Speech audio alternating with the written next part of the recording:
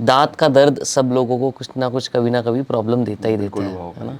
और young age में आजकल और ज़्यादा होने लग गया है, क्योंकि जिस तरीके के हम प्रोडक्ट्स खाते हैं रोज़, जो बैक्टीरिया हम लोग रिटेन करते हैं अपने माउथ में, अपने गम्स में, उसकी वजह से इतने जो प्रॉब्लम्स आ रहे हैं। एंड कैसे आपने उससे रिलेटेड एक इतना बड़ा बिजनेस क्रिएट कर दिया है, वो भी आज समझेंगे। बट बिफोर दैट आपको पता है एक प्लेज लेनी होती है हमारे शो में कि आप जो बोलोगे, सच के सिवा कुछ नहीं बोलोगे। नितिन, मैं जो भी बोलूँगा सच बोलूँगा, सच के अलावा और कुछ बोलने का कोई मतलब ही नहीं है। Everything will be the truth. शुरू करते हैं कि आप कहाँ से आते हो और यहाँ तक कैसे पहुँचे। तो 1997 में वी केम टू दिल्ली। उसके बाद मेरी स्कूलिंग यहाँ पर हुई। मेरे फादर चाहते थे कि मैं डॉक्टर बनूं, तो मैंने प्री मेडिकल टेस्ट पीएमटी की तैयारी करना स्टार्ट किया। मेरा सिलेक्शन हो गया, बट मुझे कहीं बहुत दूर एमबीबीएस मिल रहा था। तैयारी हम एमबीबीएस की कर रहे थे, बट पेरेंट्स चाहते थे कि कुछ आसपास ही रहकर कुछ कर लो। तो मौलाना आज़ाद मेडिकल कॉलेज एक बहुत बड़ा नाम हुआ करता है और करता भी था उस टाइम। तो उसमें मुझे फर्स्ट रैंक मिला डेंटिस्ट्री में। तो फर्स्ट रैंक। फर्स्ट रैंक, तो आई जॉइंड डेंटिस्ट्री। शुरू शुरू में लगा कि यार दांतों के अंदर 5 साल तक क्या पढ़ाई करेंगे, बट 1 साल के बाद इंटरेस्ट आना शुरू हुआ। समझ में आया कि बहुत बड़ी दुनिया है, बहुत सारी प्रॉब्लम्स हैं। Oral health is the gateway to lot of things in your body. जैसे मैं एग्जांपल देता हूँ, कार्डियोवैस्कुलर फंक्शन में आपके रेस्पिरेटरी सिस्टम में ओरल हेल्थ का रोल है। तो क्या रूल है? रेस्पिरेशन में जो भी बैक्टीरियाज होते हैं मुंह के अंदर, they can go inside your lungs. तो अगर आपकी ओरल हेल्थ ख़राब है तो आपके लंग्स के प्रॉब्लम होने के चांस बढ़ जाते हैं। ऐसे ही आपके हार्ट के डिसीज़ होने के चांस हो जाते हैं। तो oral health is the gateway to, तो डिमेंशिया हो सकता है, एल्जाइमर्स। ओरल हेल्थ ख़राब होने की वजह से एल्जाइमर्स के केसेस ज़्यादा हो सकते हैं। ऐसे ही हमारी बॉडी के हर पार्ट से ओरल हेल्थ रिलेटेड है। एंड फिर मैंने स्कोप देखा कि स्कोप तो अच्छा खासा है। अगर आपको काम करना आता है एज अ डेंटिस्ट तो कोई लिमिट नहीं है। आप कितने भी पैसे कमा सकते हो, कितने भी फेमस हो सकते हो। तो मैंने फिर परस्यू करा उसे अपने मन से। एक एवरेज स्टूडेंट था मैं। 4 साल मैंने अपना बीडीएस पूरा किया, 1 साल की इंटर्नशिप पूरी करी। इंटर्नशिप पूरी करते ही नेक्स्ट डे मैंने अपना क्लिनिक सेटअप कर लिया। अच्छा। कॉलेज के पास ही एक मार्केट है, वहाँ पे मैंने अपना क्लिनिक स्टार्ट किया। कितना खर्चा आया सेटअप करने में, स्टार्टिंग में क्लिनिक? अराउंड 5 लाख रुपीज़ अच्छा। क्लिनिक स्टार्ट करने में। वो भी मैंने किसी के साथ मिलके स्टार्ट किया था, तो मुझे एक भी रुपया नहीं लगा। 50-50 मैंने पार्टनरशिप के साथ स्टार्ट किया। तो मेरा खुद का कॉस्ट कुछ नहीं लगा, मेरा खुद का एनर्जी लगा केवल उसे बिल्ड करने में। मैंने एकदम अपने कॉलेज के सरकारी कॉलेज है जहाँ पे दांतों का इलाज ऑलमोस्ट मुफ्त में होता है, मैंने उसके बहुत पास अपना क्लिनिक खोला। तो लोग मुझे पूछते थे कि इतना पास क्लिनिक खोल के क्या फ़ायदा है, पेशेंट तो आएंगे नहीं, यहाँ तो फ्री में ट्रीटमेंट हो रहा है। तो मेरी स्ट्रैटेजी ये थी कि यहाँ पे वेटिंग बहुत है। यहाँ पे अगर आपको रूट कैनाल ट्रीटमेंट करानी है तो 1 साल लग रहा है। तो मैंने पास में अपना क्लिनिक खोला और लोग ऑटोमेटिकली जानने लग गए धीरे धीरे कि एक डॉक्टर अग्रवाल हैं जो मौलाना आज़ाद से ही हैं, उनका ही क्लिनिक है। लॉट ऑफ पेशेंट्स केम इन। तो मेरा फर्स्ट मंथ का प्रैक्टिस वॉज 50,000 रुपीज़, जो कि अच्छा। लोगों का 1 साल का टारगेट होता है जनरली छोटे क्लिनिक्स का। बिकॉज ऑफ वो प्लेसमेंट जो थी आपके क्लिनिक की। Because of the placement in the nearest market. Then objection नहीं आया कुछ कॉलेज से कि यहाँ कैसे खोल रहे हो आप, ऐसा इट्स अ कुछ? Private clinic and it's a private market and आप खोल सकते हो। I was doing nothing illegal, एकदम लीगल चीज़ थी। तो मैंने वो क्लिनिक खोला। Second month my practice 1.5 lakh rupees. Third month it was 2.5 lakh rupees. अच्छा। तो 3 साल मुझे जब प्रैक्टिस करते हुए हो गए थे, मेरी practice one of the decent leading practice थी। 5 लाख रुपए महीना के अराउंड अगर कोई प्रैक्टिस कर लेता है उस ज़माने में, आज से 10 साल पहले, तो it is a very decent practice. But उस टाइम पे मुझे ये लग रहा था कि ये सप्लाई चेन में बहुत बड़ा गैप है। मुझे जो सामान देने आते थे जो पर्सन, मैं उनको बोलता था कि यार आप मेरे साथ मिलके अगर कुछ काम कर सकते हो तो I want to import some products जो कि डेंटल के डेमोन्स्ट्रेशन प्रोडक्ट्स होते हैं। लाइक एक पेशेंट को आपको इम्प्लांट करना है तो उसका एक मॉडल आता है पूरा। वो मॉडल अगर आप पेशेंट को दिखाओगे तो बहुत अच्छे से समझा सकते हो कि क्या होता है इम्प्लांट, कैसे लगता है आपके दांत में, और बाद में कैसा फील होगा आपको। वो सारा एक मॉडल के थ्रू बताया जा सकता है। तो it was not very famous product, like सारे क्लिनिक्स में होता नहीं था उस टाइम। तो मैं बहुत इंटरेस्टेड था। तो आपको कैसे पता लगा जब मैंने बाकी खरीदा जगह पे था नहीं था? मैंने आपको कैसे खरीदा पता था लगा? From some exhibition. अच्छा अच्छा। मुझे वो चीज़ मिल गई और मैं इंडिया में थी वो एग्जीबिशन? इंडिया में थी। एंड मैंने वो खरीदा। उसके बाद मेरे पेशेंट्स कन्वर्ट होने बहुत ईजी हो गए थे। एंड मैं जिसको भी दिखाता था ज़्यादा चांस हो जाते थे कि वो लगवा लेगा, या तो इम्प्लांट लगवा लेगा, या रूट कैनाल करा लेगा, या एनी ट्रीटमेंट मोडालिटी जो मैं उनको दिखा रहा हूँ ज़्यादा कन्विंस हो जाते थे। मे बी मेरी कन्विंसिंग पावर होगी या वो मॉडल का इफेक्ट होगा, बट मुझे लगता था model was doing wonders for me. I wanted to make it reach every dental clinic of India. तो जो पर्सन डिलीवर करने आते थे मेरे को रेगुलर डेंटल सप्लाईज, मैं उनको बोलता था कि यार मेरे साथ मिलके काम करो, I will import this and you, आप बेचना लोगों को जाके। मैंने बहुत बड़ा नहीं सोचा था कि छोटा सा वो जाके 100-200 क्लिनिक में भी बेच आएंगे तो कुछ बिजनेस हो सकता है। एक दिन वो पर्सन मेरे क्लिनिक पे आए और बाहर बैठ गए, और शाम को जब मैं अपने सारे पेशेंट्स ख़त्म करके जा रहा था तो मैंने देखा कि वो वहीं बैठे हुए हैं। मैंने उनको बोला क्यों बैठे हुए हो? उन्होंने कहा मैं नौकरी छोड़कर आ गया हूँ, मुझे आपके साथ काम करना है। तो दैट वाज समथिंग, उस दिन मैं स्टक हो गया कि यार मैंने इनको बोला तो था और ये सही में आ गए नौकरी छोड़ के, अब मैं क्या करूँ? तो मैंने उनको अपनी गाड़ी में बैठाया और अपने कॉलेज के सामने एक शॉप खाली पड़ी थी, 4 साल से मैं देख रहा था। उस शॉप के बगल में लाल पैथ लैब करके हुआ करता था। मैं वहाँ गया उन्हें लेकर और मैंने पूछा कि ये बगल वाली दुकान किसकी है, मुझे किराए पे लेनी है, मुझे यहाँ पे दांतों का सामान बेचने का काम करना है। तो 1-1.5 घंटा ढूंढने के बाद पता लगा कि जिनकी है वो शॉप, वो पर्सन आए, उनसे हम मिले। उन्होंने बहुत हाई रेंट बोला जितना हम सोच नहीं सकते थे, बट हमने अग्री कर दिया। अच्छा। हमने कहा खोलना ही है, क्योंकि कुछ किस्मत से ऐसी चीज़ हो रही है कि कोई बंदा आ गया है। बट एक मेरे यहाँ मेरे लिए को सवाल पूछना है, अपने खुद के क्लिनिक में ही क्यों नहीं शुरू किया ये चीज़? क्या रीज़न था? एक डेंटल क्लिनिक, एक तो जगह नहीं थी क्लिनिक के अंदर, एक रिसेप्शन होता है और एक ऑपरेशन की जगह होती है, एक चेयर लगी होती है, तो इतनी जगह नहीं थी कि मैं वहीं पे डिस्प्ले कर दूं। प्लस अजीब भी लगता थोड़ा कि सामान भी बेच रहे हैं which is meant for dentist, right. Not for the normal B2C people. तो इसलिए मैंने वो अलग से शॉप करने चाहा, और वो तो मैं लेकर गया उन्हें और बात हो गई। उसी दिन हम डन करके आ गए शॉप, एंड उसके बाद 5 लाख रुपीस का इन्वेस्टमेंट के साथ हमने वहाँ पे बेसिक डेंटल स्टूडेंट्स का सामान रखकर वो हफ्ते भर के अंदर वो शॉप चालू कर दी। That is the starting of dental card. वहाँ से हमने दुकान start की किया। तरह शुरू हुआ ये? दुकान की तरह शुरू हुआ। मैं ही काउंटर पे बैठता था, स्टूडेंट्स आते थे, 50 रुपये, 100 रुपये, 200 रुपये का सामान बेचकर हमने अपनी गाड़ी स्टार्ट करी। फिर एक समय आया कि पूरा पूरा डेंटल प्रैक्टिस, किसी को नया क्लिनिक खोलना है, मेरा सीनियर है या मेरा जूनियर है, उन्होंने मुझे कॉल करा कि विकास सर क्लिनिक खोलना है। तो मैं उनको पूरा क्या क्या सामान चाहिए उसकी लिस्ट बना के, क्या क्वांटिटी, क्या कोटेशन, और अपनी गाड़ी में ही सामान रख के उनकी क्लिनिक पे जाके डिलीवर करके आने लगा। तो ऐसे करके first year of that shop मैंने 100 क्लिनिक से ज़्यादा सेटअप कर दिए। अच्छा। एंड अपने ही लोकेलिटी में? अपने ही यारों दोस्तों से नॉलेज या रेफरेंस लेकर मैंने वो करा। तो फिर मुझे लगा कि यहाँ पे अगर मैं और फोकस करूँ तो it can be bigger. That time my brother who is a software engineer, Sandeep Agarwal, he joined me, and हमने टेक लेकर आए इसके अंदर। तो वी स्टार्टेड विद dentalcard.com। 2016 अगस्त में हमने कंपनी इनकॉर्पोरेट कराई। एंड dentalcard.com जब आया, उसके पहले क्या होता था कि दिल्ली में कोई प्रोडक्ट 100 रुपये का है, कोलकाता में 200 का है, और बेंगलुरु में 500 का है।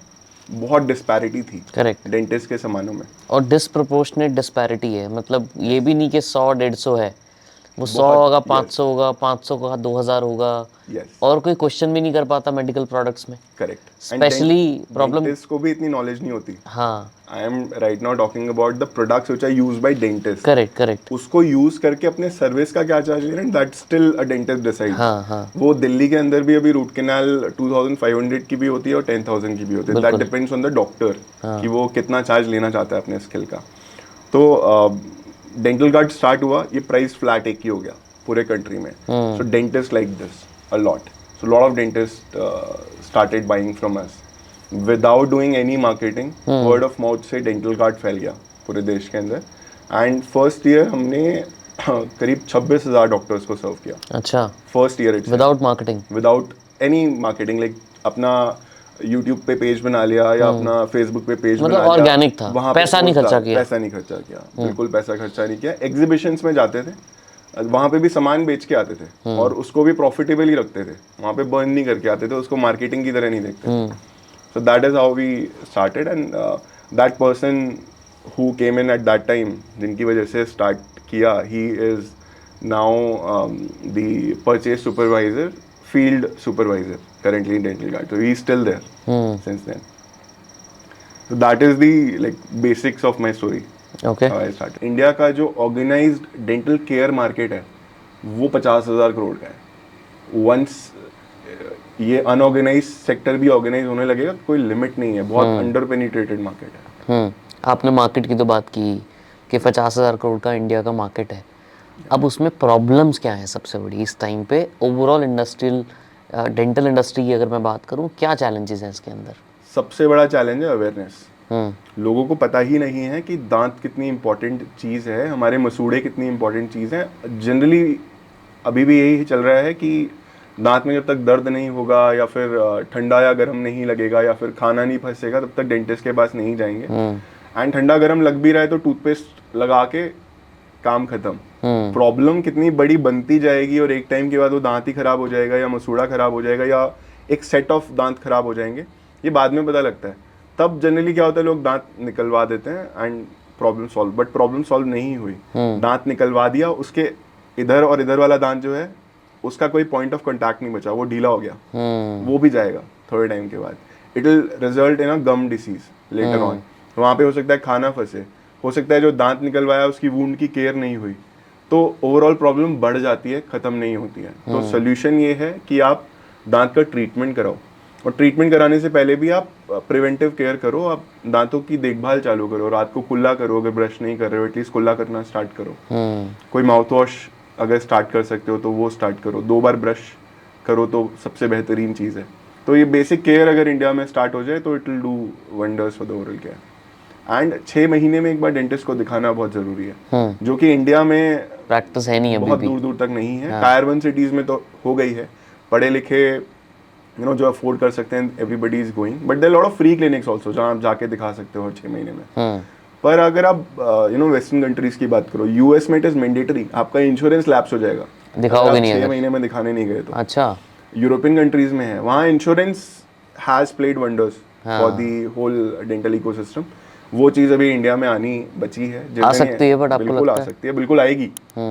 आज नहीं तो कल insurance will come in the dental sector and it will make everybody aware about the dental their dental ecosystem. Challenges आपने बताए, अपॉर्चुनिटीज क्या हैं इस मार्केट में अभी?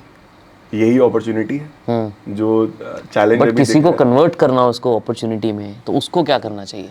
मेरे हिसाब से जो क्लोव ने करा है, एक ही ऑर्गेनाइज्ड डेंटल क्लिनिक की चेन है अभी इंडिया में, ऐसी बहुत सारी अभी आनी बची हैं. The lot of people, lot of venture capitalists, lot of PE investors, they have to support dental clinic chains in our country जो organize करें इस सेक्टर को. कोई ऐसी चेन आनी चाहिए जो केवल रूरल एरियाज पे फोकस्ड हो.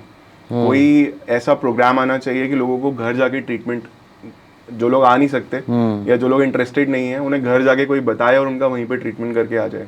सो मोबाइल डेंटल क्लिनिक्स होने चाहिए. इस टाइप की अपॉर्चुनिटीज़ बहुत सारी हैं इंडस्ट्री में, जो धीरे धीरे करके स्टार्टअप्स आ भी रहे हैं. टेक्नोलॉजी को लेकर बहुत सारे स्टार्टअप्स आएंगे आने वाले टाइम में. एक मैं रिसेंटली कोई स्टार्टअप देख रहा था, वो केवल एक फ़ोटो खींचकर बता देगा आपको मुंह के अंदर की क्या क्या बीमारी है. अच्छा. Through AI. सो ये जब चीज़ें आएंगी तो लोगों को पता लगेगा कि ये प्रॉब्लम हो सकती है, या मेरे को 5 साल के बाद ओरल कैंसर होने का खतरा है, या फिर मेरे गम डिसीज़ की वजह से मेरी कार्डियोवैस्कुलर डिसीज़ होने का खतरा बढ़ रहा है. सो उसकी वजह से लोग दिखाएंगे. So these startups are coming up and this is the opportunity. Dental card पे मैं अगर यूज़र जाऊं या बिजनेस जाऊं, क्या वो बिजनेस अभी भी डेंटिस्ट के लिए है या रेगुलर लोगों के लिए डेंटल कार्ड है? डेंटल कार्ड केवल डेंटिस्ट के लिए है. अच्छा. इंडिया में करीब 4 लाख डेंटिस्ट हैं जो कि रजिस्टर्ड हैं और 1-2 लाख अनरजिस्टर्ड डेंटिस्ट होंगे. तो यही हमारा ऑडियंस है, 5 से 6 लाख लोगों का. इसके अलावा dental colleges, dental army corps, dental की chains, dental technicians, dental labs, ये हमारे कस्टमर का पूरा ऑडियंस है. इन्हीं को हम सर्व करते हैं अभी करेंटली. ओके. B2C मार्केट में डेंटल कार्ड अभी सर्व नहीं करता. बट कर सकता है? कैन डू, बट अभी फिलहाल हमारा फोकस यहीं पर है. बट अगर करता तो एग्जैक्टली क्या प्रोडक्ट्स होते हैं कि जो मैं एज अ रेगुलर यूज़र जाके बाय कर सकता हूँ वहाँ से, या करने की अपॉर्चुनिटी होगी? हम एक्चुअली ये प्रमोट ही नहीं करते कि आप खुद से आओ और कुछ खरीदो और उसको अप्लाई करो अपने दांतों के ऊपर. हम चाहते हैं आपका जो एजुकेटेड डेंटिस्ट है वो उस प्रोडक्ट को खरीदे, उसको समझे कि इसको कैसे यूज़ करना है, और वही समझ सकता है उसको बेटर, नॉर्मल पॉपुलेशन से बेहतर समझ सकता है, वही आपके दांत के ऊपर वो प्रोडक्ट अप्लाई करे। जैसे टीथ वाइटनिंग है, तो टीथ वाइटनिंग घर पे भी होती है और प्रोफेशनल भी होती है। Correct. हम प्रोफेशनल को प्रमोट करते हैं कि डेंटिस्ट एक प्रोफेशनल किट खरीदे और उसको आपकी टीथ पे अप्लाई करके उसको वाइटन करके आपको दे। वो लॉन्ग लास्टिंग भी होगा और वो हेल्दी भी होगा। पर्सनली आप खुद कैसे उसे अप्लाई करोगे, सही करोगे या नहीं करोगे, हम अभी इस चीज़ को प्रमोट नहीं कर रहे, ना हम ध्यान दे रहे हैं। आप इन डेंटिस्ट, इतना बड़ा जो 4-5 लाख डेंटिस्ट का जो नेटवर्क है, उनको रीच आउट कैसे करते हो? यस, सो सबसे बड़ा रीचिंग आउट खुद से हो रहा है, that is word of mouth. अगर आप एक डेंटिस्ट हैं, आपको मेरी सर्विस अच्छी लग रही है, तो आप 10 अपने फ्रेंड्स को अपने आप बता देते हो।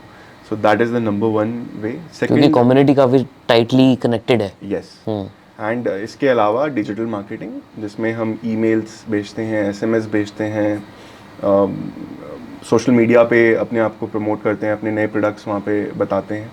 इसके अलावा कंटेंट मार्केटिंग, हम एजुकेशनल वीडियोस बनाते हैं, यूट्यूब पर डालते हैं, जिसमें एक प्रोडक्ट को कैसे यूज़ करना है, क्या नए प्रोडक्ट्स आए, क्या अदर कस्टमर्स हमारे बारे में क्या कहते हैं, ये हम वहाँ पे बताते हैं। इसके अलावा we go to lot of exhibitions, lot of workshops. चौथी चीज़, इसके अलावा हम डेंटल कम्युनिटी से, जो डेंटल एसोसिएशंस हैं या फिर डेंटल वर्कशॉप्स होती हैं, कम्युनिटीज़ बनी हुई हैं, उनके साथ टाई अप करते हैं एंड एक ट्रस्ट बिल्ड करने की कोशिश करते हैं पूरे मार्केट में। तो चीज़ लंबी वही चलती है जो मित्रता करके बढ़ाई जाए या फिर एक ट्रस्ट फैक्टर करके बढ़ाई जाए। सो वो लॉन्ग टर्म अपने आप का प्रमोशन करने का हम ट्राई करते हैं। इसी चीज़ को ऑफलाइन करने का सोचा है कभी? Chain of dental cart stores, जहाँ पे लोग जाके अपने शहर में जाके खरीद सकें। Yes, possible. हम इसके बारे में सोच रहे हैं कि क्या हम अपने फ्रेंचाइज दे सकते हैं पैन इंडिया, जिसमें एक छोटा 500 स्क्वायर फीट का एक स्टोर होगा, जो एक फॉर एग्जांपल बरेली एक छोटी सिटी है, वहाँ पे एक स्टोर हो और वहाँ के ही जो 500,000 डेंटिस्ट हैं वो लोकली जाएं और वहाँ से प्रोडक्ट खरीद के ले आएँ।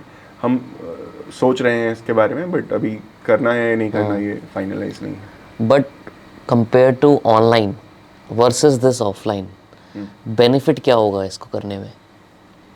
यस, तो देखो, मार्केट डेंटल प्रोडक्ट्स की जो इंडस्ट्री है वो 15 से 20 हज़ार करोड़ का मार्केट है।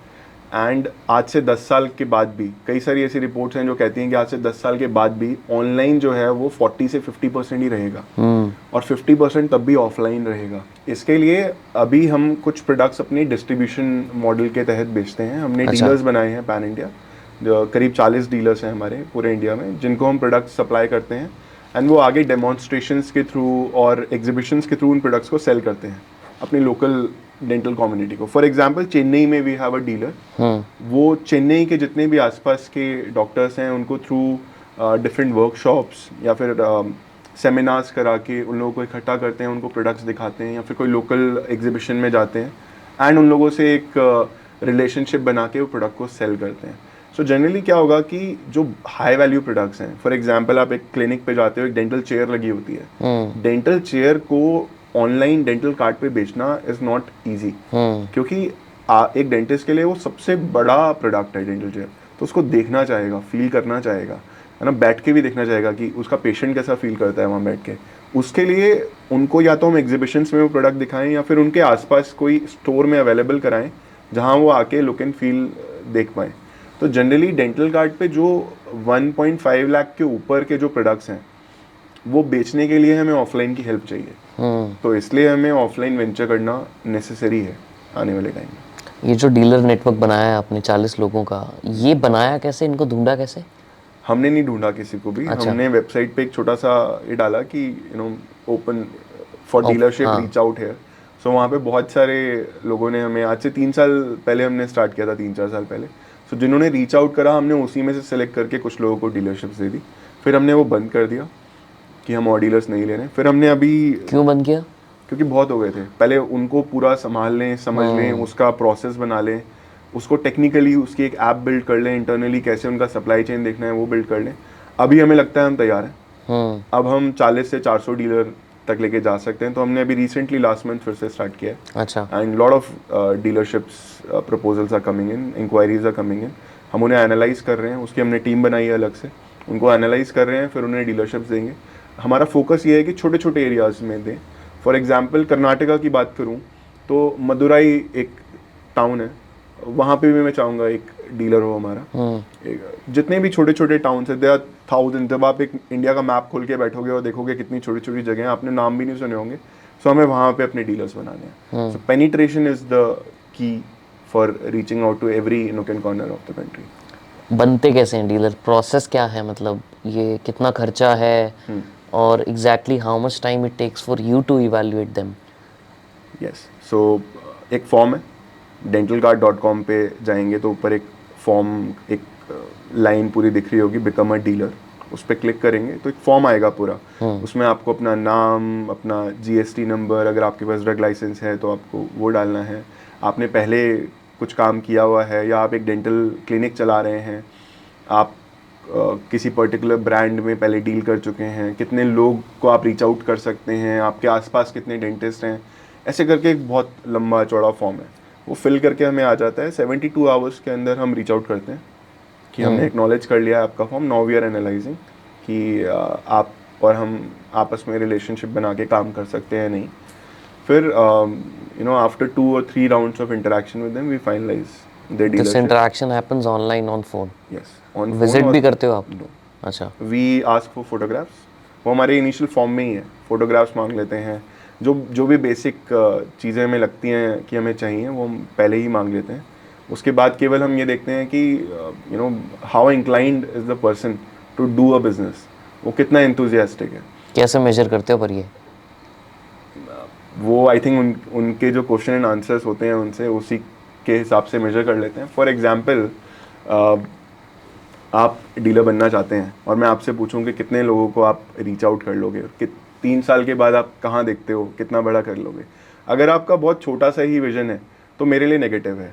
अगर आपका विजन ये है कि आपके एरिया में कोई भी डेंटिस्ट ऐसा नहीं बचेगा जिसको आप रीच आउट नहीं करोगे, एंड आप कोशिश करोगे कि उन्हें आप सारा सामान यूज़ करना तक सिखा दो, सारा सामान जल्दी से जल्दी पहुंचाने का प्रयास कर पाओ, ये वाली एंथुजियाज्म अगर आपके अंदर है तो you are the right person, मैं आपको चुन लूँगा। कितने डेंटिस्ट आसपास आइडली होने चाहिए? 100 कम से कम। 100 कम से कम?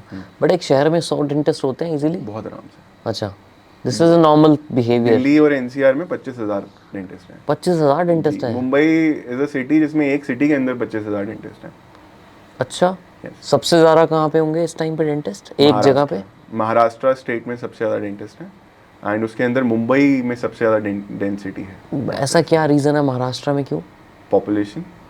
बट पॉपुलेशन तो यूपी की भी बहुत ज़्यादा है। हाँ, बट रूरल बहुत ज़्यादा है यूपी में, एंड महाराष्ट्र में मुंबई, पुणे, नासिक, औरंगाबाद, नागपुर, ये पूरी बेल्ट टायर 2 टायर 1 पे पहुंच गई है। राइट। तो वो यूपी में भी आएगा ये टाइम, हो सकता है आज से 5 साल के बाद आए। इसीलिए मैं शुरू में कह रहा था कि रूरल एरियाज में डेंटिस्ट्री का जाना बहुत ज़रूरी है। और वहाँ पे सप्लाई नहीं है, टाइम से सामान नहीं आ रहा है, या और बाधाएं हैं क्लिनिक खोलने के लिए, इसीलिए लोग चुनते भी नहीं है कि मैं एक छोटे टाउन में जाके खोलूँ। मैं यहीं बड़े एक सिटी में खोल लेता हूँ और मेरा एक मीडियोकर भी प्रैक्टिस चल जाता है तो आई एम हैप्पी, सेटिस्फाइड। मुझे तो ये लगता है कि अगर एक मीडियोकर डेंटिस्ट जो दिल्ली में बैठा है, अगर वो किसी छोटे टाउन में जाके क्लिनिक खोले और वहाँ पे एक्चुअली में अच्छा काम करे, तो उसकी प्रैक्टिस यहाँ से 5 गुना 10 गुना बड़ी हो सकती है। एक तो नाम होगा कि दिल्ली के डॉक्टर हैं, वो भी फर्क पड़ता है ना। पेइंग कैपेसिटी रूरल एरियाज में बहुत अच्छी है, वहाँ पे सुविधाएं उतनी अच्छी नहीं है, अगर मिल जाएंगी तो दिल कम। तो वहाँ पे मोबाइल वाला जो फंडा है, डेंटल कार्ड या डेंटल क्लिनिक ऑन मोबाइल या बस पे, वो तो काफ़ी अच्छा मॉडल हो सकता है वहाँ पे, बहुत अच्छा हो सकता है, specially in far fest areas जो रूरल में है। पॉसिबल। क्या ओवरऑल इस लॉजिक से मैं ये बोलूँ कि ओवरऑल जितना बिजनेस है आपका सबसे ज़्यादा महाराष्ट्र से आता होगा? One of the good areas for sales, Maharashtra I think top 5 में आता है। What is top? टॉप में all the educated states of our country, for example Kerala, Tamil Nadu, Karnataka, Delhi, यहाँ पे काफ़ी अच्छे हमें ऑर्डर्स आते हैं बिकॉज यहाँ पे डेंटिस्ट ज़्यादा हैं कंपेयर टू डेंटिस्ट महाराष्ट्र में ज़्यादा है ना? Maharashtra comes in the top 5। अच्छा। महाराष्ट्र में सबसे ज़्यादा डेंटिस्ट हैं, वहाँ पे सबसे ज़्यादा डीलर्स भी हैं। सो हमारा जो कंपटीशन है वो लोकल ट्रेडिशनल जो सप्लाई चेन है उसके साथ है। तो वो ट्रेडिशनल सप्लाई चेन कहीं पे बहुत ज़्यादा डेवलप्ड है और कहीं पे नहीं है। जहाँ पे नहीं है वहाँ पे हम हैं केवल। For example Andaman and Nicobar, वहाँ पे कोई डीलर नहीं है, मेरी नॉलेज में कोई डीलर नहीं है, और वहाँ पे 18 से 20 क्लिनिक हैं केवल। वहाँ कोई डीलर बनेगा भी नहीं, केवल 20 क्लिनिक को कौन सर्व करेगा। सो वहाँ के सारे क्लिनिक्स में हम सप्लाई करते हैं। अच्छा। आप नागालैंड चले जाएं, नागालैंड में बहुत ही कम डेंसिटी ऑफ डीलर्स है, ट्रेडिशनल सप्लाई चेन है ही नहीं। तो dental card is the right platform for them to buy, that too at the same price as Delhi. एक ही प्राइस उन्हें मिल रहा है। सो ऐसे जो मार्केट्स हैं पूरे इंडिया के, वो ज़्यादा हमसे ऑर्डर करते हैं। बट आप तो प्रोडक्ट सोर्स करते हो और सेल करते हो, you are more like a trader, अगर मैं बोलूँ इस तरीके से, है ना? आपकी खुद की सोर्सिंग कहाँ से होती है प्रोडक्ट्स की? हमारी एक्चुअली 50% जो हमारी सेल्स होती है वो हमारे खुद के प्रोडक्ट्स की होती है। आपके खुद के प्राइवेट लेबल प्रोडक्ट्स हैं? हमारे वाइट लेबल प्रोडक्ट्स होते हैं जो हम बहुत सारे देशों से मंगाते हैं। मैं खुद जाता रहता हूँ पूरे दुनिया के सारे एग्जीबिशंस में, वहाँ मुझे कुछ भी नया दिखता है जो इंडियन मार्केट में नहीं है। सो मैं उस प्रोडक्ट को इंडिया में रजिस्टर कराता हूँ और उस प्रोडक्ट को इंडिया में ले आता हूँ एंड डेंटल कार्ड पे लाइव कर देता हूँ एंड उसको थोड़ा सा प्रमोट कर देते हैं। डॉक्टर्स कम टू नो कि ऐसा भी कुछ आया है जो हो सकता है हमारे 3 स्टेप्स को एक स्टेप में ही बदल दे। तो वो उस प्रोडक्ट को बाय करते हैं। दैट इज़ हाउ पिछले 5-6 साल से हम चलते जा रहे हैं और प्रोडक्ट्स लॉन्च करते जा रहे हैं मार्केट में। So South Korea, China, Germany, Brazil, ऐसी 30 कंट्रीज हैं जहाँ से हम प्रोडक्ट्स वाइट लेबल कराते हैं और अपनी ब्रांड्स में उनको इंडिया में मार्केट करते हैं। तो वर्ल्ड वाइड कहाँ पे सबसे ज़्यादा इनोवेशन होती है इन प्रोडक्ट्स में? I think Germany is the birth place of lot of good dental products. क्या रीज़न है ऐसा, वहीं क्यों? जैसे इंजीनियरिंग आई थिंक जर्मनी में काफ़ी डेवलप हो चुकी थी बहुत पहले से, after I think world war 2। तो कार्स भी अगर आप देखोगे वहीं सब जर्मन कार्स ही हैं। यस, इनफैक्ट आप जो कार्स में गैस फिल कराते हो उसका भी जो मेजरमेंट है वो PSI में ही होता है, पाउंड पर स्क्वायर इंच स्टिल, बिकॉज वो जर्मनी से ही बनकर आते हैं। तो उस टाइप से डेंटल के भी बहुत सारे इनोवेशंस जर्मनी में हुए एंड वो आज तक उन्हीं कंपनीज के जो उनके बेटे उनके पोते वही उन कंपनियों को चला रहे हैं। तो जर्मन इंजीनियरिंग डेंटिस्ट्री में बहुत फेमस है। बहुत फेमस है। इसके अलावा US is a good market. Overall European countries से काफ़ी इनोवेशंस हैं डेंटिस्ट्री में। अब चाइना नाउ पिछले 5 साल से चाइना ने काफ़ी प्रोडक्ट्स बनाए हैं अच्छे। एक टाइम पे चाइना केवल कॉपी करता था US UK यूरोपियन प्रोडक्ट्स को। अब चाइना खुद इनोवेट कर रहा है बहुत सारे प्रोडक्ट्स को। तो वही चीज़ जो 100 रुपये में पहले कहीं और से आती थी, आज वो 15 या 20 रुपये में चाइना से। इतना फ़र्क हो गया है? बहुत फ़र्क है चाइना में। सो 15 या 20 रुपये में वही चाइना से आ जाती है और वही डेंटिस्ट को अवेलेबल हो जाती है। So China is leading production in lot of ways. But क्या इंडिया भी इनोवेट करता है इस प्रोडक्ट कैटेगरी में? इंडिया मोस्टली जो केमिकल प्रोडक्ट्स हैं डेंटिस्ट्री में उसमें लीडर है। अच्छा। उसमें अब मुझे लगता है कि बाहर के देशों से या कोरिया से या चाइना से इतने प्रोडक्ट्स नहीं आ रहे हैं जितने इंडिया में बन रहे हैं।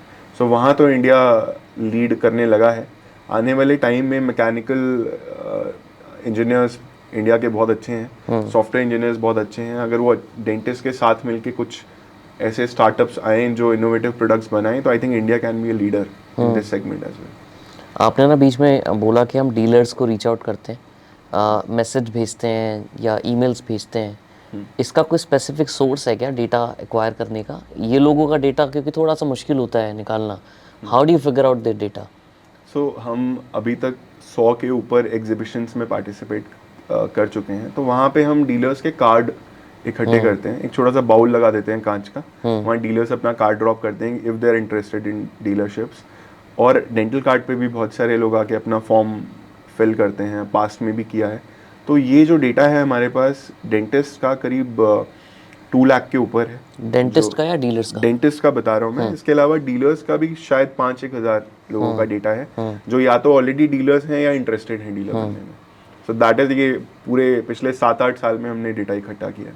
And what is the average investment a dealer has to make to get your distributionship? 1 there is no upper limit, अच्छा। There is no lower limit, but generally एक sizeable order to start with a brand is 2 lakh rupees. अच्छा, आपके dentistry category में ये normal average है या सिर्फ आप अपने स्पेसिफिक की मैं बात बता केवल रहे आपको एक ब्रांड को स्टार्ट करने का बता रहा हूँ। ओवरऑल मैंने जब अपना काम स्टार्ट किया तो 5 लाख रुपए में मैंने वो वो शॉप तो जब स्टार्ट स्टार्ट करी थी। किया था आपने, तो हाँ। आज अगर आप मान लोगे तो 10 लाख रुपीस के अराउंड एक डीलरशिप स्टार्ट की जा सकती है। कोई स्पेसिफिक ब्रांड भी है क्या इस कैटेगरी में जो काफ़ी लीड करता है in the offline supply chain और in the overall? Offline supply chain in the dental care products? In the dental B2B segment हाँ। products there is a brand called Dentsply. अच्छा, It's a US based brand. वो lead करता है फिलहाल।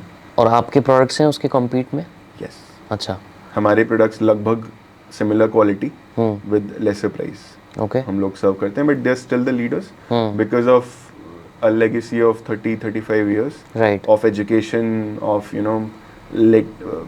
making people work on their products and getting results. तो वो build करने में हो सकता है हमें अगले 5-6 साल 10 साल और लग जाएं, but currently they are the leaders. But कोई इंडियन ब्रांड नहीं है सच लीडिंग, जो भी है यूएस या जर्मन के ब्रांड्स हैं? यूएस, जर्मन और चाइनीज। Okay, okay. थोड़ा सा अब ये समझना है कि जब आप इन लोगों को रीच आउट करते हो तो कुछ कम्युनिकेशन में भी प्ले करते हो कि यार ये मैसेज ट्राई करना चाहिए? कुछ ऐसे एग्जांपल्स हैं जो आपने मार्केटिंग में यूज़ किए हों while reaching out to them? आप डीलर्स के लिए पूछ रहे हैं, डॉक्टर्स मैं के लिए? डेंटिस्ट के लिए पूछ रहा हूँ। डेंटिस्ट के लिए पूछ रहे हैं। तो जब हमने काम स्टार्ट किया था डेंटल का, तब एक ही चैनल होता था, एसएमएस। मेलर्स भी करना हमें नहीं आता था, केवल हमने एसएमएस का कहीं से प्लान लिया था कि एक साथ आप 1 लाख लोगों को एसएमएस भेज सकते हो। तो मुझे याद है कि हम बेसिक मैसेज लिखते थे कि एक फलाना ये वाला सामान लो, इसके साथ ये वाला सामान फ्री। ये हम एक डील बना के मैसेज करते थे, एंड शाम तक हम देखते थे उस प्रोडक्ट की जिसका हमने मैसेज करा है उसकी सेल नॉर्मल सेल से लगभग 20-25 गुना ज़्यादा हो जाती थी। अच्छा, तो वो एसएमएस से हमने काफ़ी बिजनेस लिया, क्योंकि आज से 8 साल पहले एसएमएस लोग पढ़ते थे। फिर अब व्हाट्सएप का ज़माना आ गया, तो हम व्हाट्सएप पे लोगों को मार्केट करते हैं। ईमेल्स भी लोग इतना नहीं पढ़ते हैं जितना व्हाट्सएप देखते हैं। जनरली टेम्पलेट की बात करें तो deals is what people like, कि आप एक डील बना के दो लोगों को कि फलाने प्रोडक्ट के साथ या फलाने कैटेगरी के साथ ये वाला एक प्रोडक्ट आपको फ्री मिलेगा, या इतने रुपए का आप सामान खरीदोगे। क्या तो अभी भी ये चलता है? बिल्कुल चलता है। आप खुद सोचो, आप आप टी शर्ट खरीदते हो, आपको कहीं आपकी नोन ब्रांड से एक मैसेज आया कि 1+1 का ऑफर चल रहा है, so may be there is a higher chance of you to click that message. हाँ, मतलब एज अ रिटेल तो आई अंडरस्टैंड, बट क्या B2B में भी ये बहुत ज़्यादा प्रेवलेंट है? मानसिकता तो सेम ही है। हर इंसान को कुछ डील मिल जाए, कुछ फ्री मिल जाए, कुछ एक्स्ट्रा मिल जाए, तो वो हमेशा इंतजार रहता है। तो अगर मिल जाए तो व्हाई नॉट, एटलीस्ट उसका क्लिक रेट बढ़ जाता है। और अगर कोई 100 मैसेज में से 10 मैसेज पहले खुलते थे, अगर 100 में से 50 खुल जाएं तो सेल भी स्वाभाविक है कि वो ज़्यादा हो जाएगी। राइट। ओवरऑल अगर 100 रुपीज़ का बिजनेस आप कर रहे हो तो कहाँ कहाँ से मेजर स्प्लिट आता है? ऑनलाइन आपका जो है ओवरऑल कितना परसेंटेज है और ऑफलाइन कितना परसेंटेज है अभी? अगर हम 100 रुपये का बिजनेस कर रहे हैं तो 90 रुपये का बिजनेस ऑनलाइन आता है। अच्छा, और 10 रुपये का बिजनेस ऑफलाइन आता है। और ऑनलाइन में भी खुद की वेबसाइट है या और भी कहीं पे आप लोग डिस्ट्रीब्यूट करते हो मार्केट प्लेस? 99% खुद का वेबसाइट है, dentalcard.com। बाकी क्या है 1%? walden.com हमारी एक और सेकेंडरी वेबसाइट है जो एक ब्रांड के लिए है। थोड़ा बहुत बिजनेस उस ब्रांड से भी आता है। अच्छा, ओके। और इस ओवरऑल बिजनेस कैटेगरी में जनरल मार्जिन्स क्या रहते हैं ट्रेड में? डिपेंड करता है कि अगर आप डीलर हैं, अगर आप हमारे ब्रांडेड प्रोडक्ट्स के डीलर हैं, सो जनरली कुछ प्रोडक्ट ऐसे होंगे जिनमें मार्जिन 20% भी होगा, कोई ऐसा प्रोडक्ट भी होगा जहाँ मार्जिन 2-3% ही होगा, बिकॉज ऑफ द कॉम्पिटिशन या because of the expectation of a dentist कि इतने में ही मिलना चाहिए। So on an average 10-15% is the margin. Okay, this is on MRP?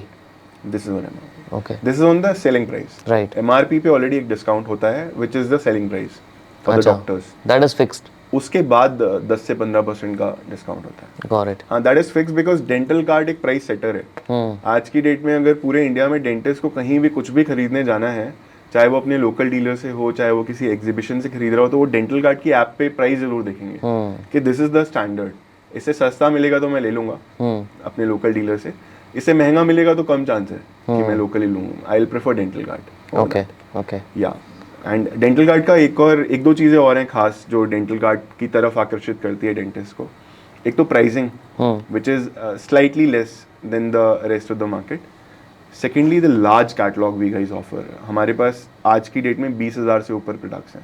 मतलब आप सोच भी नहीं सकते कि डेंटिस्ट्री की दुनिया में एक मुंह के अंदर 20,000 डिफरेंट प्रोडक्ट्स भी पॉसिबल हो सकते हैं। मुझे नहीं लगता था आज से 8 साल पहले, पर अब मेरा विजन 50,000 प्रोडक्ट्स का है। मुझे इतने प्रोडक्ट्स दिखते हैं जो लाए जा सकते हैं इंडिया में। तो इस कैटलॉग को हम ऑलरेडी 20,000 तक पहुंचा चुके हैं और वो 50,000 तक जाने की गुंजाइश रखती है। इसके अलावा डेंटल गार्ड एक कंपनी है जिसका खुद का सर्विस नेटवर्क है। अगर किसी डेंटिस्ट का कोई प्रोडक्ट खराब होता है जो अंडर वारंटी है या आउट ऑफ वारंटी है, हम उनके क्लिनिक से प्रोडक्ट को पिक करते हैं, अपने वेयरहाउस में लाते हैं, अपने वेयरहाउस में लाके उसे रिपेयर करते हैं, जो कि हमारा इन हाउस इंजीनियरिंग डिपार्टमेंट है, और उसको रिपेयर करके फ्री ऑफ कॉस्ट वापस डिलीवर करते हैं। इस टर्न अराउंड टाइम को हम कम करते जा रहे हैं समय के साथ। एक समय पे ये 15 दिन होता था, आज वो 5 से 6 दिन रह गया है, डिपेंडिंग ऑन कि कहाँ पर हैं वो डेंटिस्ट। एंड ये धीरे धीरे हम कम करते जा रहे हैं। हम कोशिश कर रहे हैं कि 2 से 3 दिन के अंदर कोई भी सामान अगर खराब हो तो हम सर्विस हो जाए, डेंटल गार्ड खुद ही उन्हें सर्व करके दे दें वहीं की वहीं। एंड सामान जो डिलीवरी करते हैं हम, उसकी भी हमारी कोशिश है कि नेक्स्ट डे डिलीवर करना स्टार्ट कर दें pan India. So we have recently opened 6 warehouses across the country, और धीरे धीरे और बढ़ेंगे, जिससे हम नेक्स्ट डे ही कहीं पे भी हों आप इंडिया में, हम डिलीवर करें आपको। आपको वेयरहाउस सेटअप करने में कितना टाइम लगता है और कितना पैसा लगता है जनरली? जनरली जब हमने अपना पहला वेयरहाउस खोला तो हमने खुद से पूरा इंफ्रास्ट्रक्चर सेटअप करा एंड पूरा उसका प्रोसेस बनाया, उसकी इन्वेंट्री कैसे मैनेज होगी, कितने टाइम में सामान आएगा, जस्ट इन टाइम कितना सामान खरीदेंगे, पहले से कितना सामान एलोकेट होना चाहिए, कैसे उसको फुलफ़िल करेंगे। अब जब हम 4-5-6 वेयरहाउसेस खोल चुके हैं, ये सारे हमारे प्रोसेस बन चुके हैं, तो अभी कोई वेयरहाउस खोलना होगा तो किसी अच्छी बड़ी कंपनी जैसे डिलीवरी हो गई या फेडेक्स भी अब डिलीवरी नहीं खरीद लिया है, और भी there many players in the market, उनके साथ टाई अप करके उनका वेयरहाउस लीज पे लेकर, उनका ही इंफ्रास्ट्रक्चर लीज पे लेकर, अपना सामान वहाँ पे रखकर, फुलफिलमेंट सेंटर की तरह, fulfilment centre, third party logistics, वहाँ से फुलफिल करना स्टार्ट कर देते हैं। It is all about how much time it gets to take a licence. Generally investment क्या जाती है? It depends on the place. For example मैंने अभी गुवाहाटी में वेयरहाउस खोला है, तो वहाँ पे मैंने 1.2 करोड़ का अपना स्टॉक रखा। अच्छा। एंड वेयरहाउस का इंफ्रास्ट्रक्चर में मेरी कोई कॉस्टिंग नहीं आई। वेयरहाउस को लीज करने में जो जनरल कॉन्ट्रैक्ट और जो रेंटल पे करना है, उसके अलावा मेरी खुद की कोई फिक्स कॉस्ट नहीं आई। मेरी केवल इन्वेंट्री की कॉस्ट आई, that is 1.2 crore. Warehousing leasing का भी कोई स्टैंडर्ड रेट है कि इतने रुपए स्क्वायर फीट में मिलता है, और ये वेरी भी करता होगा city to city, I am sure. क्या है दिल्ली में, क्या रहता है नॉर्मली? ये 16 रुपए से स्टार्ट हो जाता है और ये 35 रुपए तक जाता है, डिपेंडिंग ऑन पर स्क्वायर फीट, कितना पास है ये सिटी के। तो अभी हमने जो फारूक नगर में अपना वेयरहाउस खोला है, this is around 20-21 rupees, because it is not very far from the city. अगर मुझे दिल्ली के अंदर लेना है तो हो सकता है 35 रुपए 40 रुपए के अंदर मुझे वेयरहाउस मिलेगा, but there is no point setting up a warehouse within the city. तो थोड़ा सा सिटी के बाहर जहाँ सारे वेयरहाउसिंग हब्स होते हैं, वहाँ अपना वेयरहाउस प्रेफर करते हैं। आपने बोला कि 20,000 प्रोडक्ट्स हैं और 50 तक लेके जाना है, राइट? अब ये फिगर आउट कैसे करते हो कि इंडिया में इस प्रोडक्ट की इस टाइम पे बहुत अच्छी डिमांड हो सकती है? रेगुलर सर्वे करते हो? फीडबैक कलेक्शन का क्या प्रोसेस रहता है आपका? सो डेंटल गार्ड पे जो सर्च का पैनल है, अगर उसमें किसी ने सर्च करा और कोई प्रोडक्ट नहीं आया तो हमें पता लग जाएगा। ओके। उसके बाद हम वहाँ पे रिक्वेस्ट अ प्रोडक्ट का फीचर देते हैं। अच्छा। जहाँ डेली 50 से 60 हमें रिक्वेस्ट आती हैं कि ये प्रोडक्ट भी लेकर आओ।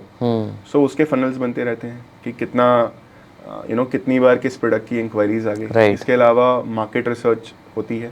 इसके अलावा हम मल्टीपल कंट्रीज़ में जाके वहाँ क्या प्रोडक्ट्स हिट हुए हैं वो देखते रहते हैं। फॉर एग्जांपल ब्राज़ील गया था मैं अभी रिसेंटली जनवरी में, तो वहाँ मैंने कुछ सेट ऑफ प्रोडक्ट्स देखे जो इंडिया में यूज़ ही नहीं हो रहे हैं, and they are clinic problem solvers. वो कोई हमारी क्लिनिक की कोई प्रॉब्लम को सॉल्व कर देंगे जो कि करंट प्रोडक्ट्स इतने अच्छे से नहीं करते। फॉर एग्जांपल ब्लीचिंग, हम जो करंटली ब्लीचिंग प्रोडक्ट्स यूज़ करते हैं उनसे बेटर अगर मुझे कोई प्रोडक्ट दिख रहा है तो मैं उसकी कुछ सर्टेन क्वांटिटी इंडिया में लाके लॉन्च कर दूंगा डेंटल गार्ड पे, एंड फिर उसके फीडबैक्स के बेसिस पे उसका नेक्स्ट लॉट परचेज करेंगे. So this is how we हम लीप ऑफ फेथ भी लेते हैं कुछ प्रोडक्ट्स के ऊपर. कुछ प्रोडक्ट्स को केवल ट्राई एंड एरर के मेथड से लेकर आते हैं. सो मल्टीपल चीज़ें चल रही होती हैं और प्रोडक्ट्स लॉन्च हो रहे होते हैं हर महीने. किसी महीने 500 प्रोडक्ट लॉन्च हो जाते हैं नए, किसी महीने 50 हो जाते हैं, बट कुछ ना कुछ नया आता रहता है टाइम के साथ. और इनकी प्राइसिंग कैसे डिसाइड करते हो? क्या प्राइस इंडियन मार्केट के हिसाब से सही रहेगा, कैसे वो फिगर आउट करते हो? सो प्राइसिंग डिसाइड करने के 2-3 फैक्टर्स हैं. एक तो कि हमारी जो लैंडिंग कॉस्ट है उसमें हमें एक मिनिमम मार्जिन चाहिए. हमारा एक ऑपरेशनल कॉस्ट है वो कवर होना चाहिए, उसके नीचे प्राइस नहीं जाएगा. Will not burn on any product. Profit तो रखना है थोड़ा बहुत. या फिर उस प्रोडक्ट के एनालॉगस क्या प्रोडक्ट्स मार्केट में ऑलरेडी अवेलेबल हैं उनके कंपैरेबल प्राइसिंग लग सकते हैं with maybe a higher margin. तो ये 2 अप्रोच चलती हैं. थर्ड, डॉक्टर्स के फीडबैक कि यार ये तो बहुत सस्ता बेच रहे हो, इसको महंगा कर सकते हो, या ये बहुत महंगा है. खुद भी बोलते हैं डॉक्टर्स के महंगा कर सकते हो, क्योंकि उनको फाइनली बिलिंग तो एंड कस्टमर को करनी है. नहीं, डॉक्टर को कोई सामान बिल नहीं करना होता अपने पेशेंट को. जैसे आप अगर पेशेंट हैं डॉक्टर के पास जा रहे हैं तो वो आपके मुंह में उस प्रोडक्ट को यूज करेंगे, वो आपको बिल नहीं करेंगे. डॉक्टर आपसे चार्ज करता है अपनी सर्विस का. डॉक्टर आपसे किसी भी प्रोडक्ट का चार्ज नहीं लेता है. मेरे को बहुत सारी इंक्वायरीज आती हैं कि डेंटल इम्प्लांट जो होता है वो 30,000 35,000 में डॉक्टर लगा रहा है, प्रोडक्ट तो 10,000 का ही होता है जी. तो मैं हमेशा ये आंसर करता हूँ कि प्रोडक्ट हो सकता है फ्री हो डॉक्टर के लिए. डॉक्टर जो काम कर रहा है उसका फीस ले रहा है 30-35,000 रुपीज. दैट टू उसको लाइफ लॉन्ग वारंटी भी देनी है उस प्रोडक्ट की आपको. अगर आपके मुंह में क्राउन लगा हुआ है, टूथ पे कैप लगी हुई है, तो डॉक्टर माइट भी चार्जिंग यू 5,000 रुपीज. पीछे से उसकी कॉस्ट 2,000 ही होती है. उनकी सर्विस कॉस्ट होती है. उनको अगर कोई प्रॉब्लम आई आपको तो उन्हीं को ठीक करना है. तो इतना डॉक्टर को मार्जिन बहुत मिनिमली रखना पड़ता है. If you go to US वही सेम कैप 1 लाख रुपीज की है एंड उसकी जो पीछे से कॉस्ट है वो हो सकता है 2,000 की जगह 10,000 हो गई हो, but doctor there keep a very big margin. India में वो मार्जिन अभी डॉक्टर नहीं रखते हैं.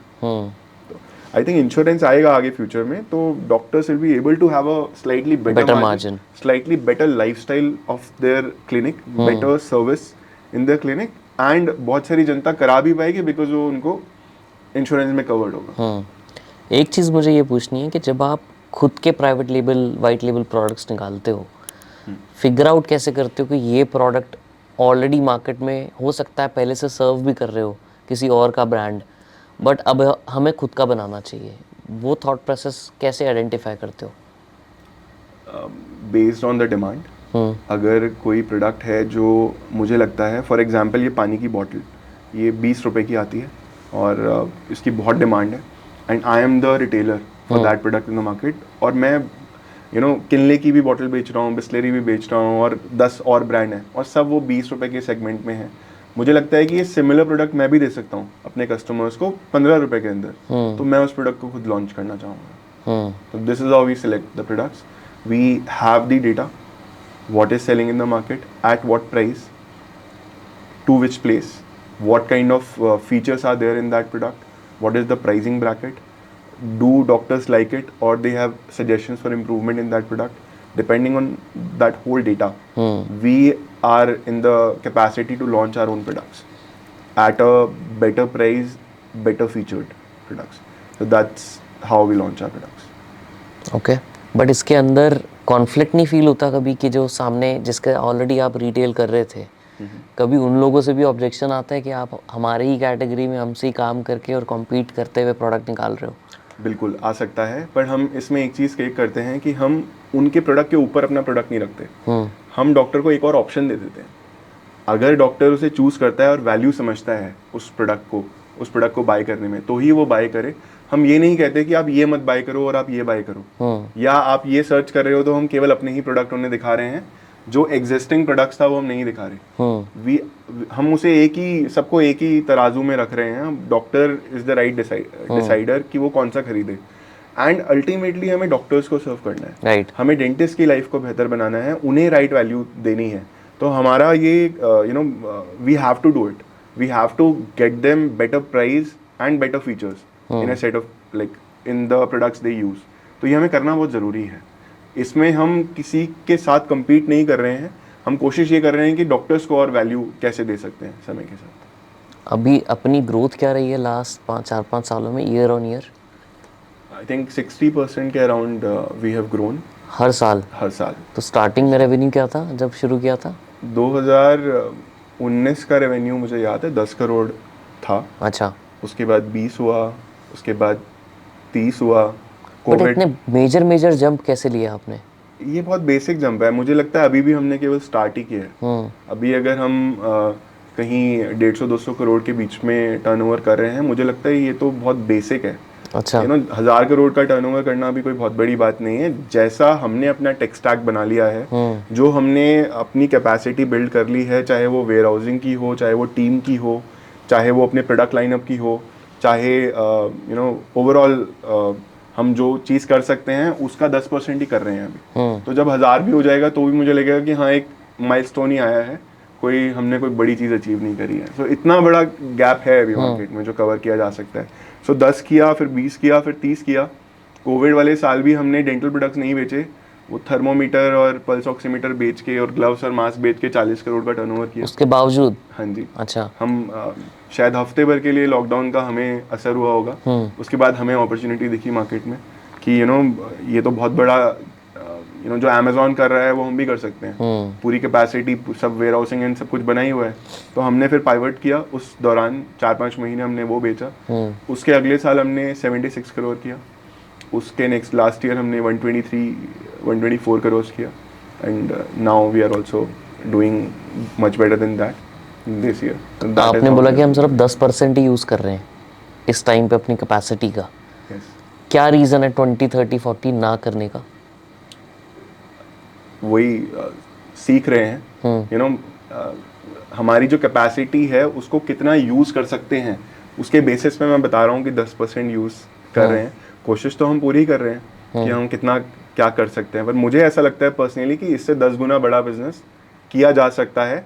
सेम जो हमने स्ट्रक्चर बना लिया है, it is all about time. मतलब हो सकता है 4 साल 5 साल लगे वहाँ तक पहुँचने में, बट ये अचीवेबल दिख रहा है मुझे। बट चैलेंजेस क्या दिखते हैं इसमें? यहाँ तक 4-5 गुना होने में क्या चैलेंजेस आ सकते हैं? कोई challenges major I don't think कि कोई बाधाएं नहीं दिख रही हैं मुझे बड़ी। It is all about time. It is all about कितना हम एनर्जेटिकली अपने स्ट्रैटेजिक प्लानिंग करते हैं, कितना टीम लर्निंग एंड डेवलपमेंट पे फोकस करती है, कितना एक कल्चर डेवलप हो पाए कि एक्चुअली क्या होता है ना कि जब आप 1 दुकान 2 दुकान 3 दुकान खोल रहे होते हो तो चीज़ें वैसे ही चल जाती हैं। जब आपको 10 दुकानें और 20 दुकानें खोलनी होती हैं ना, तो आप बहुत सारी नई चीज़ें आ जाती हैं। एथिक्स इज़ वन थिंग जो आपको साथ में लेके चलनी पड़ेगी, कम्युनिटी बिल्डिंग साथ में लेके चलनी पड़ेगी। तो ये सारी चीज़ें बिल्ड कर रहे हैं हम साथ में। एंड आई थिंक यही बाधाएं नहीं कहूँगा मैं, it's a opportunity for us to learn. तो आने वाले 4-5 साल में हम लर्न करके बिजनेस को इतना बड़ा कर लेंगे, ऐसा मुझे पूरा यकीन है। फंडिंग रेज की थी आपने बीच में कभी? हमने आईपीओ करा अपना लास्ट ईयर जून में। We listed dental card in the stock market. Okay, किस मार्केट कैप पे? 205 करोड़ ओके। के मार्केट कैप पे तब किया था। एंड और अभी क्या है मार्केट कैप? अभी it's around 600-700 crore. Okay. And listing के 6 महीने पहले हमने एक HNI, एक प्राइवेट इन्वेस्टर से इन्वेस्टमेंट ली थी for giving him 5% equity. That was the only fund you raised before IPO? Yes. Okay. 6 months before the IPO. हम एक्चुअली गए ही नहीं किसी के पास कि फंडिंग चाहिए, हमें आता ही नहीं। हमें पता ही नहीं था कि पैसे कैसे मांगे जाएं किसी से और अपनी इक्विटी कैसे बेची जाए। शुरू से ही मतलब क्लियर था आईपीओ करना है? नहीं, बिल्कुल क्लियर नहीं था। हमें तो हमें अंदाज़ा भी नहीं था कि आप पैसे लेकर बाहर से अपने बिजनेस को स्केल कर सकते हो जल्दी। तभी हम वो 10, 20, 30, 40 वाला स्लो गेम चल रहा था हमारा, बिकॉज हम जितना पैसा कमा रहे थे अपने बिजनेस में डाल रहे थे, अपनी इन्वेंट्री बढ़ा रहे थे। मार्केटिंग का कोई ऐसा खर्चा था नहीं, केवल स्टॉक का खर्चा था, वर्किंग कैपिटल की रिक्वायरमेंट थी। तो हमने 2-3-4 करोड़ का लोन लिया बैंक से और उससे हमारा बिजनेस हमेशा बढ़ता गया। सो ये हमें नॉलेज नहीं थी कि आप एक्सटर्नल फंड रेज करके बड़े अमाउंट का 10-20 करोड़ का फंड रेज करके एकदम से स्केल अप कर सकते हैं। सो ये चीज़ हमें जब किसी ने अप्रोच किया कि आप आईपीओ कर सकते हो और हमने 54 करोड़ मार्केट से रेज किया था उस टाइम पे, अभी लास्ट ईयर।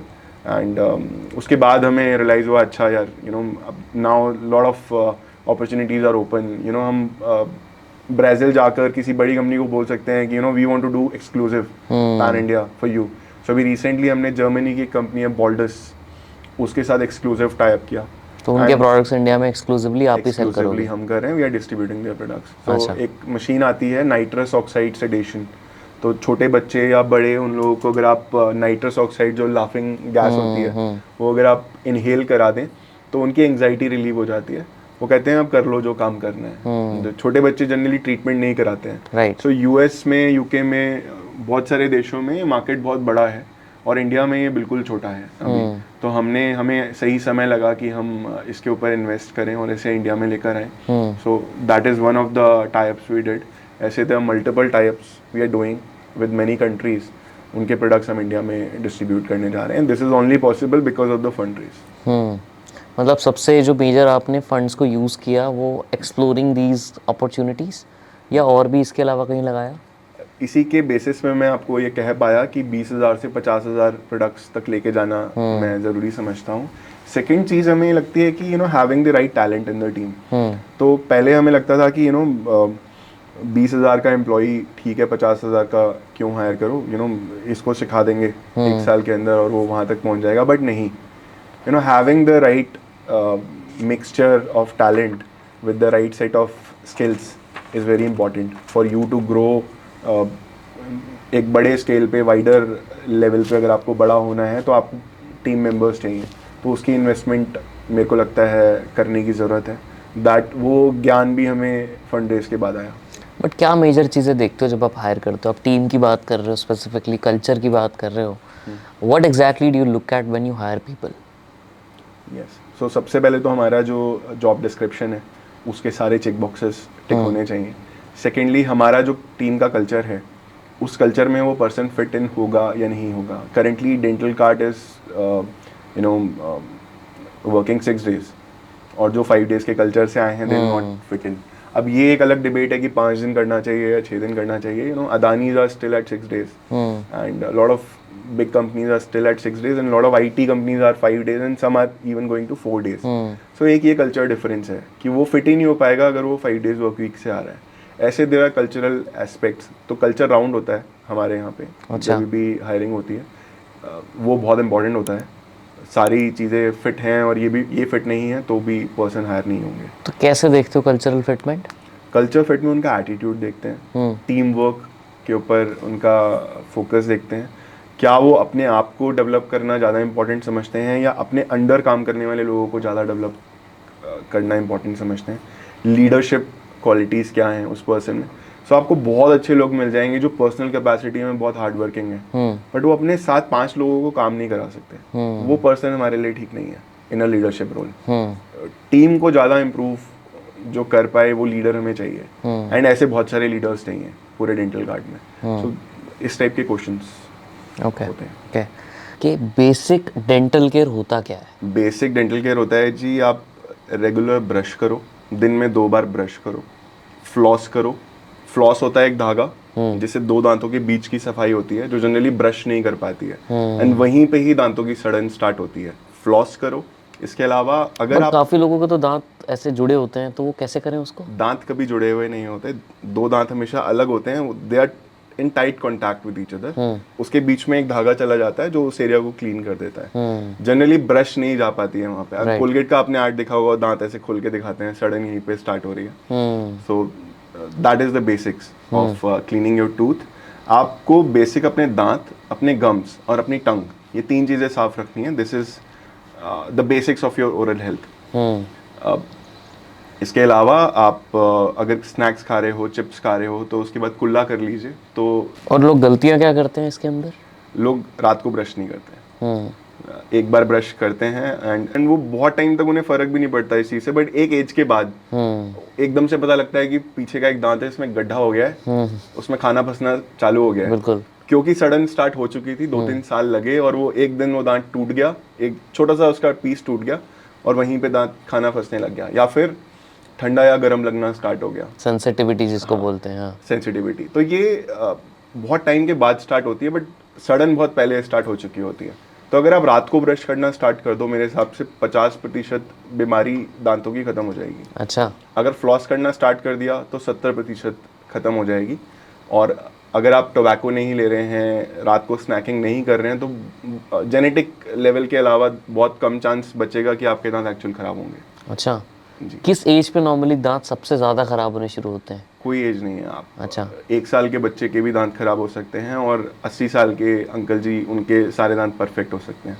लोग काफ़ी बोलते हैं चॉकलेट मत खाओ, टॉफ़ी मत खाओ, तो क्या रियलिटी में इनको खाना ही नहीं चाहिए बिल्कुल भी? देखो, इतने ख़राब है? चॉकलेट टॉफ़ी के साथ प्रॉब्लम ये है कि वो चिपक जाती है दांत के ऊपर। अगर आप चॉकलेट टॉफ़ी खाने के बाद अगर अपने दांत क्लीन कर रहे हो तो उसका इफेक्ट बहुत कम हो जाएगा। चॉकलेट और टॉफ़ी, ये जितना भी मीठा होता है, ये दांत में चिपकने के बाद उस सड़न को बढ़ावा देता है। क्यों? क्योंकि दांत पे अगर कोई चीज़ चिपकी रह गई, उसी के अंदर बैक्टीरिया बढ़ेगा, वो बैक्टीरिया एसिड सेक्रीट करेगा थोड़े दिन के बाद, और आपके दांत वहीं से सड़न होना स्टार्ट हो जाएंगे। सो ये रूट कॉज माना जाता है, इसलिए मना करते हैं सब लोग। ओके। और ऐसा कोई फिक्स एज नहीं है कि इसके बाद तो दांत आपके ख़राब होने ही होने हैं, ऐसा कुछ नहीं है? ऐसा कुछ नहीं है। मतलब जब तक आप लाइफ लॉन्ग जिंदा हो तब तक आपके दांत अच्छे रह सकते हैं, अगर बस आप बेसिक हाइजीन कर लो। यस, बहुत हद तक सही रह सकते हैं, बट अगर जेनेटिक लेवल पे खराब होने हैं, जैसे गम्स का प्रॉब्लम जेनेटिक है किसी को, तो वो खराब होगा, वो मिनिमाइज किया जा सकता है विद द प्रिवेंटिव केयर। क्या है वो प्रिवेंटिव केयर? ये बेसिक्स ऑफ ब्रशिंग, सेम ही है गम्स के लिए टंग भी? क्लीनिंग करिए अपनी, अच्छा। फ्लॉस करिए। तो कहते हैं ना कि दांतों को तब तक साफ करो जब तक आप उन्हें बचा के रखना चाहते हो, उसके बाद छोड़ दो। बट इसके अंदर स्कैम्स भी बहुत होते हैं, बहुत अलग अलग टाइप की चीज़ें आती हैं, प्रोडक्ट्स आते हैं कि अच्छा। क्लेम्स भी होते हैं, जैसे फॉर एग्जांपल कि हफ्ते के अंदर दांत वाइट करो, 15 दिन के अंदर टीथ वाइटनिंग हो जाएगी आपकी अच्छे से, एकदम पता भी नहीं चलेगा कुछ ऐसा था। ये टाइप के प्रोडक्ट्स क्या रियली में सक्सेसफुल होते हैं क्या? देखो, 2 टाइप के प्रोडक्ट हैं, एक B2C है और एक B2B है। जो डॉक्टर कर रहा है आपको टीथ वाइटनिंग, वो तो थोड़ा स्टे करेगा।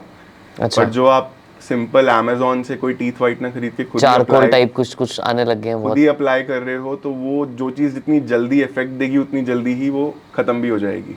सो वो लॉन्ग टर्म नहीं है। डॉक्टर अगर आपके दांतों की ब्लीचिंग कर रहा है, it will stay for some time. So generally doctors will tell you कि 1 साल तक ये इतने शेड्स लाइटर रहेगा, तो generally it stage like that if the doctor has performed it well. क्या ओटीटी की वजह से या ये जो चीज़ें हमारे आसपास इंटरनेट जो है उसकी वजह से क्या डेंटल केयर में थोड़ा इम्प्रूवमेंट हुई है? लगता है आपको ऐसा ट्रेंड कुछ ऐसा है? Because the awareness, the content that is being created these days, not just on OTT but on YouTube, people have started talking about dental care a lot more, which was not happening because of the lack of internet. कि आपके पास medium नहीं थे, आप communicate करके बता नहीं पा रहे थे मासेस को। अब तो बहुत सारे डेंटिस्ट हैं जिनका यूट्यूब चैनल है। यस। तो क्या एक रीज़न वो है कि इम्प्रूवमेंट हो रही है, या उससे भी अभी कुछ ज़्यादा फ़र्क नहीं पड़ रहा? नहीं, डेफिनेटली इम्प्रूवमेंट हो रही है पिछले 5 सालों में। इनफैक्ट कोविड के बाद से, जब से डिजिटल दुनिया और बड़ी हो गई है, तब से कंटेंट कंज्यूम भी ज़्यादा हो रहा है। एंड बहुत सारे डेंटिस्ट हैं, बहुत अच्छे अच्छे डेंटिस्ट, जिनके चैनल, यूट्यूब चैनल्स हैं, लोग कंज्यूम कर रहे हैं, डेफिनेटली अवेयर हो रहे हैं, प्रैक्टिसेस आर ग्रोइंग। बट मेरे को ऐसा लगता है कि जो रूरल मार्केट है इंडिया का, छोटे छोटे गांव है, वहाँ पे प्रैक्टिसेस नहीं है। सारा जितना भी डेंटल इकोसिस्टम है, मोस्टली वो टायर 1 टायर 2 सिटीज़ में ही बना हुआ है। जब ये टायर 3 टायर 4 में जाएगा, जब लोग वहाँ पे भी प्रैक्टिसेस खोलेंगे, गांव के लोग भी अवेयर होंगे कि भाई दांत निकलवाने का ही सोल्यूशन नहीं है, दांत को बचाया भी जा सकता है, और वो एक्चुअली बचाओगे तभी सारे के सारे दांत बेटर रहेंगे, पूरा ओवरऑल बॉडी की हेल्थ सही रहेगी। जब ये एजुकेशन, ये अवेयरनेस होगी पैन इंडिया, तो इट विल डू वंडर्स। एक मुझे ये पूछना है इसमें कि मारवाड़ी लोग जो होते हैं बिजनेस के अंदर, मारवाड़ी मतलब का तो उनका तो कोई जवाब ही नहीं उस कम्युनिटी का, राइट? तो क्या है ऐसा स्पेशल, क्यों इतने बिजनेस माइंडेड होते हैं या सक्सेसफुल बिजनेसमैन होते हैं? ऐसा होता है कि कोई, जैसे एक फिल्म स्टार है, उनके जो बेटे हैं वो बचपन से फिल्मों की दुनिया देख रहे हैं, अच्छी आर्टिस्टिक मूवीज़ देख रहे हैं, उन्हें पता है कि एक सिनेमाटोग्राफर क्या होता है, एक डायरेक्टर ऑफ फोटोग्राफी क्या होता है, 50 तरह की चीज़ें जो उस फील्ड की होती हैं, उन्हें वो बचपन से सुनने को मिल रहा होता है। Same with a Marwari family, we can say कि जैसे मेरे फादर ने पहले जयपुर में भी बहुत तरह तरह के बिजनेस किए। He was a supplier for a company, and then he started a ration shop, then he started with a hardware shop, then he started with a departmental store. तो मैं भी लगातार उनके साथ बहुत बार शॉप पे बैठा हूँ, पैसे लिए और दिए हैं, मार्केट जाके सामान लेकर आया हूँ. तो वो लर्निंग जो उस दौरान हो गई, मतलब वो स्ट्रगलिंग डेज थे बट वो लर्निंग चल रही थी उस टाइम पीछे से. इसी की वजह से आज आप प्रोडक्ट्स की प्राइसिंग डिसाइड कर पाते हो, कहाँ से बेटर प्राइसिंग में प्रोडक्ट सोर्स करना है वो कर पा रहे हैं. तो ये सारी नॉलेज पैदा होने के बाद से अपने आप ही ब्रेन में आने लग गई. एंड आई थिंक ये लॉट ऑफ मार्केटिंग ये मारवाड़ी फैमिलीज में होता है ये बहुत कॉमनली. तो काफ़ी अच्छा कॉम्बिनेशन है आपका, Marwari business mindset plus doctor वाली एक डेंटल की जो एक पूरी कैटेगरी की जो नो हाउ है, दोनों को मिला के जो आपने कॉम्बिनेशन बनाया ना, उससे बढ़िया स्ट्रेंथ नहीं हो सकती. काफ़ी इंटरेस्टिंग बातें आपसे सीखने को मिली. एक लास्ट सेक्शन हमारा होता है rapid fire round. Fame, money और पावर में से अगर आपको कोई चीज़ चूज़ करनी हो तो क्या करोगे? I think fame is important in a positive manner, which can create a positive impact in the society. That kind of fame is important.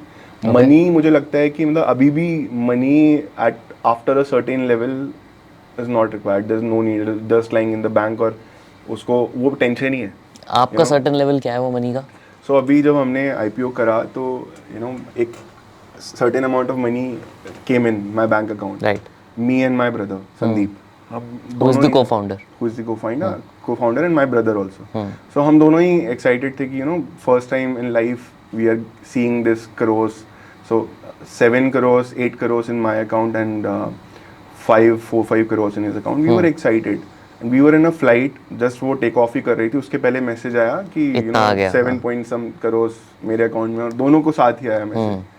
And we were like, एक स्माइल आई हमारे फेस हो गया. और उसके नेक्स्ट था यार इसका करना क्या है, कहाँ इन्वेस्ट करना है, ये ऐसे थोड़े ना पड़ा रहेगा. सही बात है. पूरी फ्लाइट में हम यही डिस्कस करते रहे. जब फ्लाइट लैंड हुई तो हमने रियलाइज करा कि यार एक लेवल के बाद कुछ फर्क नहीं पड़ा. आपका घर बन गया जो आपको चाहिए, अच्छा घर, एक ठीक ठाक गाड़ी आपको चाहिए, बच्चों की स्कूलिंग ठीक लेवल पे हो जाए, उसके बाद पैसे की बहुत ज़्यादा वैल्यू नहीं बचती है. तो इसलिए पैसा तो मैं बिल्कुल नहीं आंसर करने वाला. Fame, positive fame is important. Power also to a certain extent. वो पॉलिटिशियन वाली पावर नहीं चाहिए, पर पावर की आप अपनी लाइफ को कंट्रोल कर पाओ, बेसिक.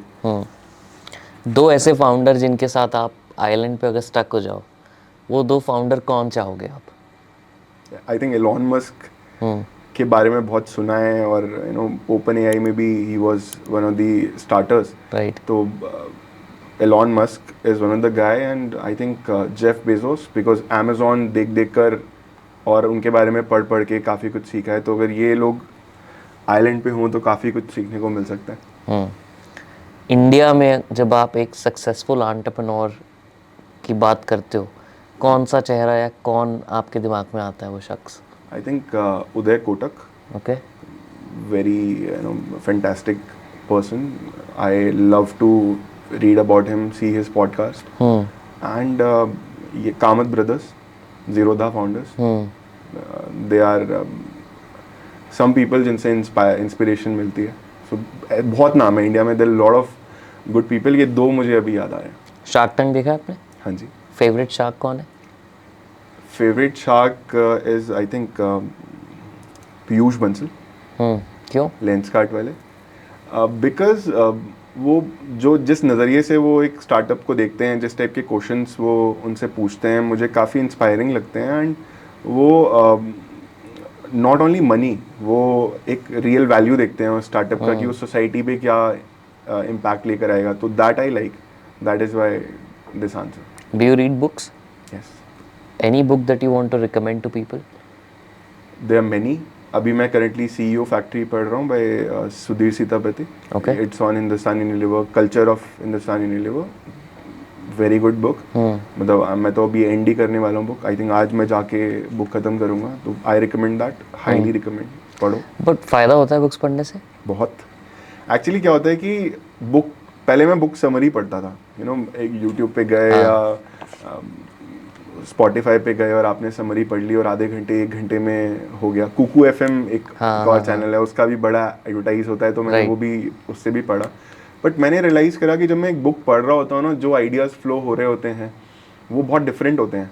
बहुत बहुत कोर में आइडियाज आ रहे होते हैं compare to when you Just take a summary, हाँ, correct. सो इसलिए बुक्स रीड करने से काफ़ी फ़ायदा होता है, बट प्रोवाइडेड आप एक बुक पढ़ रहे हो, आपके पास एक कॉपी और एक पेन होना चाहिए, बिकॉज आइडिया आएगा और वो आपको कहीं और ले जाएगा, हाँ, और आप बिल्कुल। बुक छोड़ दोगे। Correct. ये मेरे साथ बहुत होता था। हाँ। मैं एक बुक कंप्लीट ही नहीं कर पाता था बिकॉज कुछ ना कुछ बड़ा आ जाता था दिमाग में। वो एक लाइन पढ़ते ही आइडिया आ जाता है एकदम। यस और एज एन एंटरप्रेन्योर ये बहुत प्रॉब्लम आती है। यस इसलिए मेरी बुक बहुत शुरू होती है बहुत ज़्यादा जोश से, और 15 दिन तक वो डिले, 20 दिन तक डिले, और फाइनली फिर मैं उसको छोड़ ही देता हूँ, ख़त्म नहीं हो तो यू पाती। स्टार्ट फॉलोइंग दिस कि हाँ। एक कॉपी और एक पेन, जो आइडिया आया write it down, forget it, अच्छा, now you focus on the book again. I will try that, may be that will help me.